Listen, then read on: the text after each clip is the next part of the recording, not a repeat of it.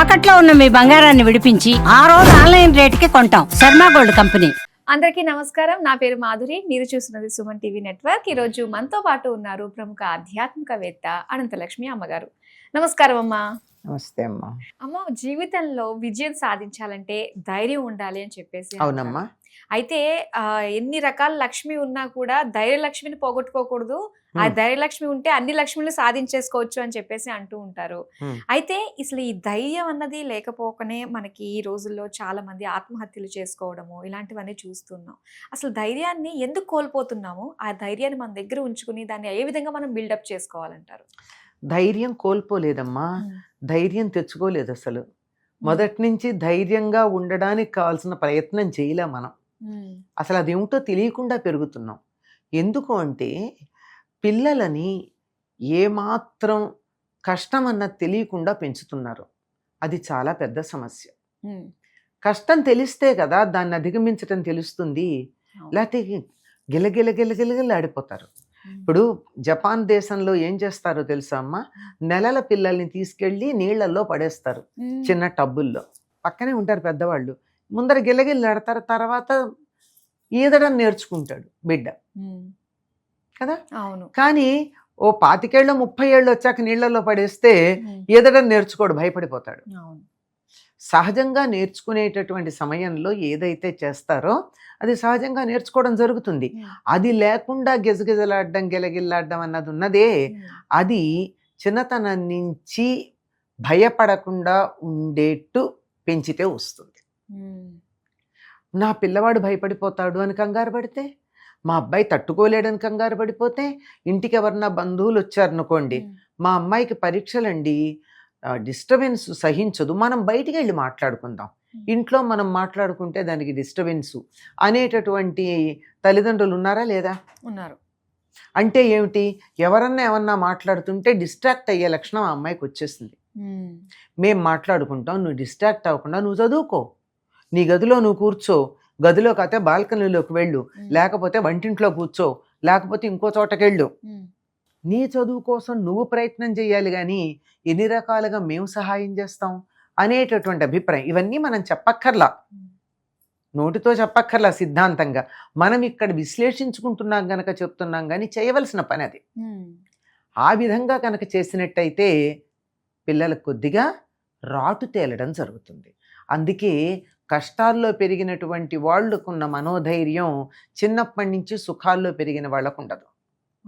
మీరు గమనించినట్టయితే చిన్నప్పటి నుంచి, పుట్టినప్పటి నుంచి పోనీ మరి ఏడాది కాదనుకోండి, 3వ ఏడు నుంచి వాళ్ళని ఐఐటి కోసం కోచింగ్ ఇవ్వడానికి తాపత్రయపడ్డ వాళ్ళు మనకి తెలుసు. ఈ మధ్య కొంచెం తగ్గింది కానీ కదా. అవును. ఏ స్కూల్లో చేస్తే వాడు ఐఐటికి వెళ్ళడానికి వీలవుతుందో అక్కడ చేర్చేసి, పొద్దున్నే వాడు నిద్ర లేవకుండానే వాడు స్కూల్కి పంపించేసి, రాగానే కంప్యూటర్ నేర్పించేసి, తర్వాత ఇంకోటి నేర్పించేసి అడ్వాన్స్డ్ అబాకస్ అని ఇవని నేర్పించి పిల్లవాడికి అసలు తీరిక అన్నది లేకుండా చేయడం అయిపోతుంది. వాడి జీవితం అంటే అదే అనుకుంటాడు. ఆ విధంగా అయిపోతుంది. ఐఐటి అయిపోతుంది, ఐఐఎం కూడా చేసేస్తాడు, క్యాంపస్ సెలక్షన్ వస్తుంది, ఉద్యోగంలో చేరతాడు, ఉద్యోగం రొటీన్ అయిపోతుంది, చేస్తాడు. ఈ goes to the peak of the career. ఆ తర్వాత ఏమిటి? శూన్యం. ఏం చేయాలో తోచదు. ఇంట్లో భార్యని పిల్లల్ని ఏడిపించుకు తినడం, లేదంటే ఆఫీస్లో తన సబార్డినేట్స్ని ఏడిపించుకు తినడం, లేకపోతే ఆత్మహత్య చేసుకోవడం.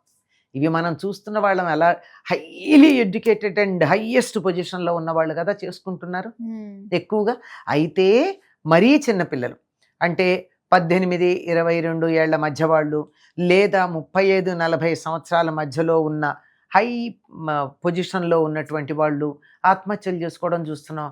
ఒత్తిడి తట్టుకోలేక అన్నది అంటున్నాం. ఒత్తిడి లేకనే అసలు అయిపోయింది. వాళ్ళ ఒక సంస్థలో చేరాడు, డైరెక్టర్ లెవెల్కి వెళ్ళాడు, ఇంకా తర్వాత ఏముంది? అన్ని చూసేసాడు. ఛాలెంజ్ లేదు. ఆ ఛాలెంజ్ అనేది ఎప్పుడు ఉంటుందో మనసుకు ధైర్యం వస్తుంది. చిన్నపిల్లలు కింద పాకుతారు, పాకినప్పుడు ఏమవుతుంది? మోకాళ్ళ దగ్గర చర్మం గట్టి పడుతుంది. అందుకే కదా మోకాళ్ళ దగ్గర చర్మం గట్టిగా ఉంటుంది. పూర్వకాలం పెద్దవాళ్ళు పిల్లల్ని పడనిచ్చేవాళ్ళు నడుస్తూ, అవును, పడితే గట్టి పడతారని. పడితే గట్టి పడతారు. పడతారు. పెద్ద పెద్ద ఒక చిన్నవి వాడు నడుస్తూ నడుస్తూ చప్పున పడతాడు. అవును. ఏదో మెట్ల మించి పైనుంచి కాకుండా అప్పుడు వాడికి తట్టుకోగలిగిన శక్తి వస్తుంది. అలాగే ఒక ఆయుర్వేద వైద్యులు జలుబు అది చేసింది అనుకోండి పిల్లలకి పర్వాలేదనేవాళ్ళు. ఎందుకంటే రెసిస్టెన్స్ పెరుగుతుంది. జలుబు చేస్తుందేమో అని ముందరి నుంచే నువ్వు యాంటీబయాటిక్స్ ఇస్తే అవును. తర్వాత ఎలా తట్టుకుంటారు వాళ్ళు? ఓకే. ఇప్పుడు మనకి భారతదేశంలో కరోనా ఎక్కువ ప్రభావం చూపించకపోవడానికి అనేక కారణాల్లో ఒకటి ఏమిటంటే భారతీయులకి డర్ట్ రెసిస్టెన్స్. డర్ట్ అంటే చెత్త చెదారంలో కూడా మనం తట్టుకుని వెళ్ళిపోగలిగిన శక్తి ఉంది మనకి కదా. అవును. మరి ఇతర దేశాల్లో గాజు బొమ్మల్లా పెరగడం వల్ల ఉంది. అందువల్ల శరీరానికి ఏ రకంగా గట్టితనం రావడానికి ఎక్సర్సైజ్ కావాలో అలాగే మనసు కూడా ఎక్సర్సైజ్ కావాలి.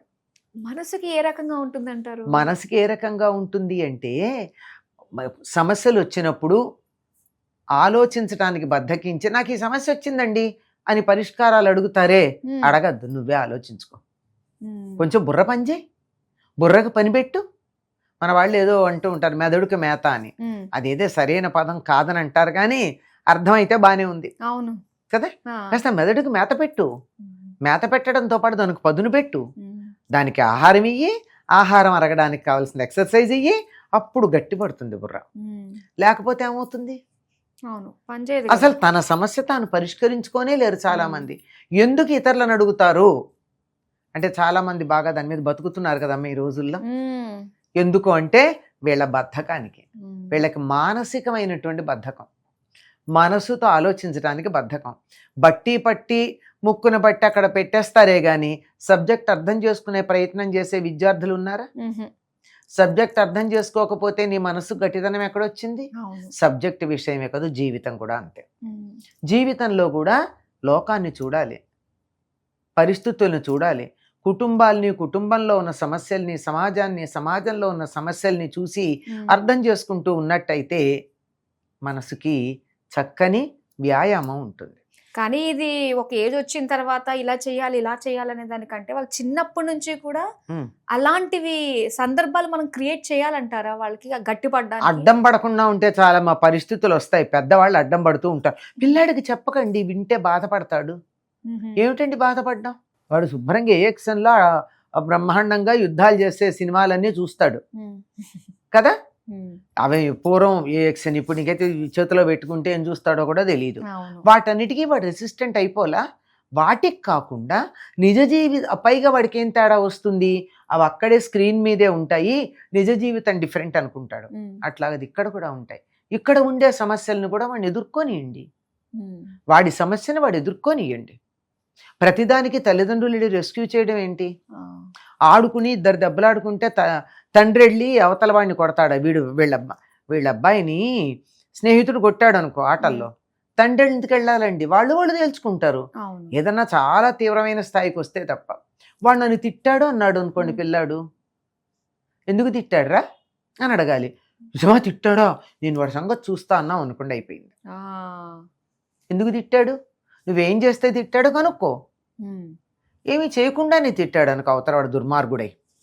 అట్లాంటప్పుడు వాడికి నువ్వు సరైన సమాధానం చెప్పు అని చెప్పాలి. కానీ వాడి సంగతి నేను చూస్తానంటవేంటి? వాళ్ళిద్దరూ ఒక వయస్సు వాళ్ళ. నువ్వు పెద్దవాడి వెళ్ళి వాడికి సపోర్ట్ చేస్తావా? ఇంక వీడి జీవితాంతం నీ మీద ఆధారపడతాడు. అంతే కదా. కనుక నువ్వు సమాధానం చెప్పు. ఎట్లా చెప్పాలి అని అడిగాడు. 1-2 సార్లు మీరు వారికి మార్గదర్శనం చేయండి, ఎట్లా సమాధానం చెప్పాలి, వాడు దేని గురించి మాట్లాడాడు, ఏం చేశాడు, ఇవి కనుక్కొని వాడి బుర్రని కూడా ఆలోచింపచేయాలి. అంతేగాని వాడు నేనేమీ చేయను, కూర్చున్న చోట నుంచి శరీరాన్ని కదిపి అలిసిపోయేట్టు చేయను, అలాగే ఆలోచించిన మనసుకు కూడా అలసట పెట్టను అన్నట్టు కాకుండా మనసుతో ఆలోచించేటట్టుగా చేసి తీరాలి. కష్టనిష్ఠూరాలను ఎదుర్కోవడం నేర్పాలి, సమస్యలని పరిష్కరించటం నేర్పాలి. బాగుండొచ్చు, బాగుండకపోవచ్చు. ఏదైనా సమస్య ఉందనుకో కుటుంబంలోని, ఏం చేద్దాన్రా అని అడగాలి. చెప్తాడు. చెబితే బాగుంటే సరే సరే, లేకపోతే దీనికి ఇంకా ఇలా చెయ్యొచ్చు అని వాడికి చెప్పచ్చు, లేదా మనం మానేయచ్చు. కానీ వాడు కూడా ఆలోచించాలి కదా. అవును. అది కుటుంబం కావచ్చు, సమాజం కావచ్చు, దేశం కావచ్చు, తను చదువుకునే సబ్జెక్టు కావచ్చు, చేసే ఉద్యోగం కావచ్చు, దేని గురించన్నా ఆలోచించటం మొదలు పెట్టాలి. అన్నింటికన్నా మించి నేను చాలా నాజూకు, నేనేం తట్టుకోలేను అనేటటువంటి సెల్ఫ్ పిటి పక్కన పెట్టాలి. అందరూ ఎవరికి వాళ్ళు గొప్పవాళ్ళే. నాకు నేను గొప్ప కాదా, నీకు నువ్వు గొప్ప కాదా, ఎవరికి వాళ్ళు గొప్ప కాదా, నేనే గొప్ప అన్న భావన పక్కన పెట్టి నేను కూడా అందరితో సమానం అన్న భావన ఉన్నప్పుడు సమస్యలు మనుషులకు వచ్చి తీరుతాయి. మనుషులకు కాకపోతే మాకులకు వస్తాయా కష్టాలను ఒక సామెత ఉంది. వస్తాయి, తట్టుకోవాలి. తట్టుకున్న వాళ్ళే గొప్పవాళ్ళు. రాముడు అంత కష్టపడ్డాడు గనకే ఈనాడు ఆయన గురించి చదువుకుంటున్నాం. పాండవులు అంత కష్టాన్ని ఓర్చుకున్నారు గనకే ఇవాళ చదువుకుంటున్నాం. ఎవరెవరైతే కష్టపడ్డారో వాళ్ళ గురించే మనం వింటున్నాం. కోటాను కోట్ల మంది సుఖంగా జీవించి హాయిగా వెళ్ళిపోతున్నారు. వాళ్ళు ఎవరి పేర్లు చరిత్రలో లేవు. కనుక కష్టపడుతున్నావు అనుకున్నది నువ్వు మానసికంగా అనుకుంటే తప్ప, లేకపోతే అది రొటీన్లో భాగం, అంతే, అంతకన్నా ఎక్కువ కాదు. అంతే. ఇది వాళ్ళకి తెలియచెప్పాలి. తెలియచెప్పాలంటే పెద్దవాళ్ళకి తెలియాలి. తెలిసాక చిన్నపిల్లలతో మాట్లాడి ఓపిక ఉండాలి. ఉంటే సరిపోతుంది. కానీ ఏదన్నా కూడా మీకెందుకులే, మీకు అనవసరం, మీరు వినొద్దు, మీరు వెళ్ళిపోండి, ఇలాంటివి మాత్రం తల్లిదండ్రులు పిల్లల దగ్గర చెప్పకూడదని మీరు అంటారు. పిల్లలు వినాలి కానీ సమాధానాలు చెప్పకూడదు. అడిగేదాకా, అడిగాక చెప్పాలి. అడక్క ముందు చెప్పకూడదు. సమస్యలు పిల్లలకు కూడా చెప్పాలి. చెప్పకుండా ఎట్లా? అన్నీ దాచిపెట్టడం, పాపం పిల్లలు బాధపడతారనో. పాపం పిల్లలు బాధపడడం ఏమిటి? ఇవాళ బాధపడితే రేపొద్దున రాటు తేలి బాధను తట్టుకుంటాడు. అదే భ్రమలో వాళ్ళు ఏదైతే భ్రమ వీళ్ళు కల్పిస్తారో అదే భ్రమలో ఉండి ఇబ్బంది పడతారు. అందువల్ల జీవితాన్ని ఎదుర్కోవడం నేర్పాలమ్మా. తస్మాత్ యుద్ధ స్వభారత అని చెప్పాడు కృష్ణుడు. యుద్ధం చెయ్యాలిరా అన్నాడు. యుద్ధం అంటే ఇక్కడ ఆ రోజుల్లో లాగా విల్లు అమ్ములు పట్టుకుని లేకపోతే భుజాన రైఫిల్ పెట్టుకుని వెళ్ళడం కాదు. జీవితంలో ఉండే సమస్యల్ని ఎదుర్కోవడానికి నువ్వు శ్రమించవలసినది, ఖాళీగా ఉండడం కాదు. చాలా చక్కగా తెలియజేశారమ్మా. పిల్లలకి నిజంగా స్టార్టింగ్ అంటే చిన్నప్పటి నుంచే ఇలాంటి ఆలోచన శక్తి, దేనికన్నా కూడా ఎదుర్కొనే శక్తి మనం అలాంటిది క్రియేట్ చేసామంటే గనక చెయ్యాలమ్మా. ఎదుర్కొంటారు వాళ్ళు ఏదన్నా కూడా. లేకపోతే వాళ్ళేంటి, ఇప్పుడు కావాలంటే అప్పుడప్పుడు అసలు నిజంగా అలాంటి బలహీనమైన మనస్సు కలిగి భయపడే వాళ్ళు కనుకుంటే తల్లిదండ్రులే అటువంటి సందర్భాలను కల్పన చేసి ఇప్పుడు ఏం చేయాలిరా అని వాళ్ళనే అడగాలి.